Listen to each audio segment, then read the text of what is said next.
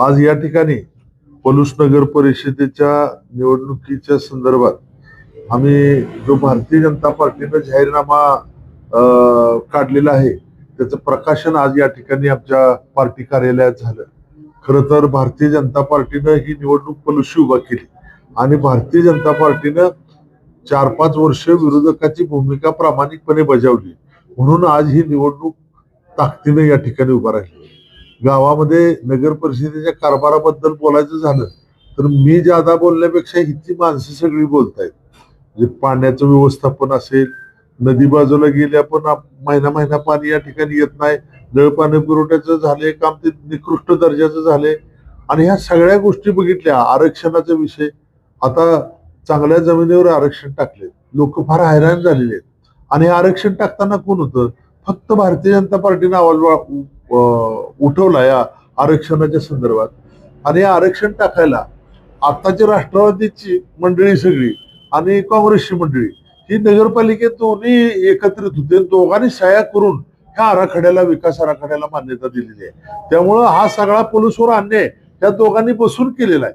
त्यामुळं आता भारतीय जनता पार्टी हा एकमेव पक्ष आहे की प्रामाणिकपणे लोकांच्या बरोबर राहिला. 4 वर्ष अत्यंत चांगल्या पद्धतीने काम उठवलं. आरक्षणाचा ह्याचा विकास आराखड्याचा मुद्दा आहे, जिथं जिथं आरक्षण टाकलेले आहेत गोरगरिबांच्यावरती फार मोठा अन्याय झालेला आहे.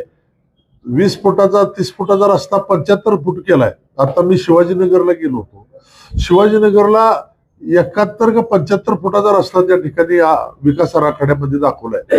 जवळजवळ 30 विहिरी बुजतायत, 25 घरं पाडावी लागतायत. असला विकास आराखडा काँग्रेस आणि राष्ट्रवादीच्या नगरसेवकांनी एकत्रित बसून, नगराध्यक्षांनी एकत्रित बसून सह्या करून त्याला विकास आराखड्याला मान्यता दिली. त्याचा अर्थ काय? पलूसचं वाटोळ सगळं या विकास आराखड्यात झालेलं आहे आणि हे थांबवायचं असेल तर भारतीय जनता पार्टीशिवाय पर्याय नाही. पाण्याचे मुद्दे असतील, रस्त्याचे मुद्दे असतील, प्यायच्या पाण्याची स्कीम जी केली ते अत्यंत निकृष्ट दर्जाची स्कीम केल्या, ह्याच्या बी चौकशा झाल्या पाहिजे. अहो, एक माणूस नोंदीला गेला, मी आता प्रचाराला फिरतोय, साहेब 50,000 मागितले नोंदीला, ह्या परवानगीला 40,000 मागितले, ह्याला 1 लाख मागितले, एनओसीला 2 लाख मागितले. आणि हे काय चाललंय काय पोलीसमध्ये? हा सगळा बाजार आहे आणि हा बाजार ह्या दोघांनी एकत्रित केलेला आहे आणि भारतीय जनता पार्टीकडे आमच्याकडे निष्कलंक माणसं आहे. आता आमच्या सोनालीताई नलवडे ह्या नगराध्यक्ष पदाचे उमेदवार आहेत. सर्जेराव अण्णा त्यांचे सासरे. कुठलाही डाग त्या माणसाच्या ह्याच्यावर नाही, कुठली काही जागा घेतली नाही, कुठं काय केलेलं नाही, काही सुद्धा नाही. एक निष्कलंक, चारित्र्य संपन्न आणि समाजासाठी खिशातले पैसे घालून झटणारा माणूस म्हणून ते त्यांच्याकडे सगळं बघितलं जातं. आज हे सगळे आमचे उमेदवार आहेत, चारित्र्य संपन्न उमेदवार आहेत, कोणावर कुठलाही डाग नाहीये आणि अत्यंत चांगल्या पद्धतीने भारतीय जनता पार्टीने निवडणूक उभा केलेली आहे. आमच्या पाठीमागं प्रचंड पाठिंबा लोकांनी व्यक्त केलेला आहे. काँग्रेसमधली सुद्धा आणि राष्ट्रवादीतली सुद्धा बरीच मंडळी येऊन भेटून आम्हाला या ठिकाणी जात आहेत आणि सगळ्यांनी आम्हाला 100% कमळाला या वेळेला संधी द्यायची हे पलुसकर नागरिकांनी ठरवलेलं आहे. त्यामुळं आमचा विजय निश्चित आहे. आम्ही ताकदीने लढतोय आणि कमळ इथं आल्याशिवाय पलूसचा विकास होणार नाही. कमळ आलं नाही तर पलूसचा विकास बकास झालेला दिसेल, कारण ही सगळी मंडळी मिलजुल के काम करणारी आहेत आणि आमची मंडळी वेगळी आहेत. त्यामुळं पलूसकरांना माझी नम्र विनंती, हात जोडून पलूसला ह्या अडचणीतनं बाहेर काढायचं असेल तर भारतीय जनता पार्टीशिवाय पर्याय नाही. आमच्या भारतीय जनता पार्टीच्या नगराध्यक्षाचे उमेदवार आणि सर्व नगरसेवक चांगल्या मताने निवडून द्यावं अशी मी पलूसकरांना या प्रकाशन सोहळ्याच्या निमित्तानं विनंती करतो. यामधून आपण काय आश्वासन पहिला मुद्दा आहे तो विकास आराखड्याचा आहे. अन्यायकारक विकास आराखडा या ठिकाणी टाकलेला आहे, तो आम्हाला दुरुस्त करून घ्यावा लागेल. त्याच्या संबंधी आम्ही मुख्यमंत्र्यांशी संपर्क साधलाय आणि त्याच्यावरती नगरपालिकेची भूमिका महत्वाची आहे. नगरपालिकेत जर नाही बदल झाला तर नगरपालिकेचं सहकारी विकास आराखडा बदलण्यासाठी होणार नाही. त्यामुळे हाच विकास आराखडा त्या ठिकाणी मंजूर होणार आहे.